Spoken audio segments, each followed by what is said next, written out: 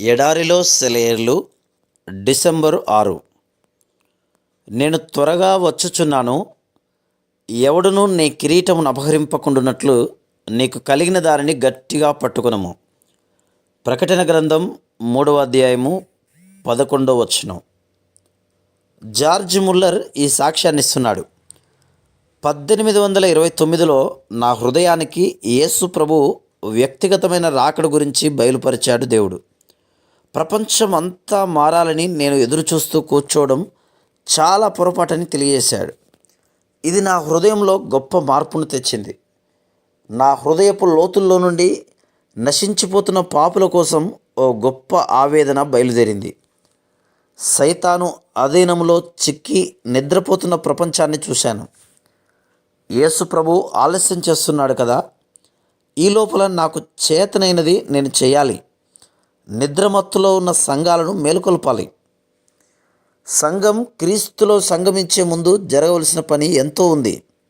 అయితే ఈ కాలంలో కనిపిస్తున్న గుర్తులను చూస్తుంటే ఇప్పుడే దూత దిగివచ్చి కడవరి బూర ఊదుతాడేమో అన్నట్టు ఉంది. రేపు ఉదయమే క్రీస్తు సియోను పర్వతం మీదకి దిగివచ్చాడని వార్త వస్తుందేమో. విశ్వజనీన సామ్రాజ్యాన్ని ప్రకటించాడని తెలుస్తుందేమో అన్నట్లుంది. చనిపోయిన సంఘాలారా మేల్కోండి, క్రీస్తు ప్రభు దిగిరా. శిథిలమైన దేవాలయమా కిరీటాన్ని ధరించు. గాయపడిన హస్తాలారా రాజదండాన్ని తీసుకోండి. రక్తం కారే పాదాలారా సింహాసనమెక్కండి, రాజ్యం మీదే.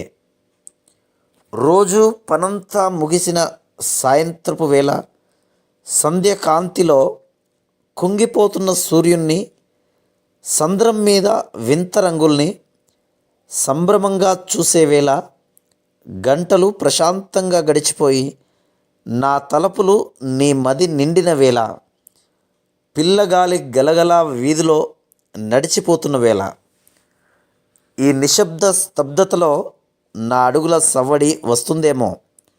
జాగ్రత్తగా కనిపెట్టి చూడు. నింగి మీది తొలి చుక్క తొంగి చూసిన వేళ, దూరపు మసక మబ్బుల్లాగా ద్వారం బయట వెలుగు సమసిపోయే వేళ, తలుపు తెరిచి ఉంచు. ఆ సంధ్యకాంతిలోనే నేనొస్తానేమో. Praise the lord.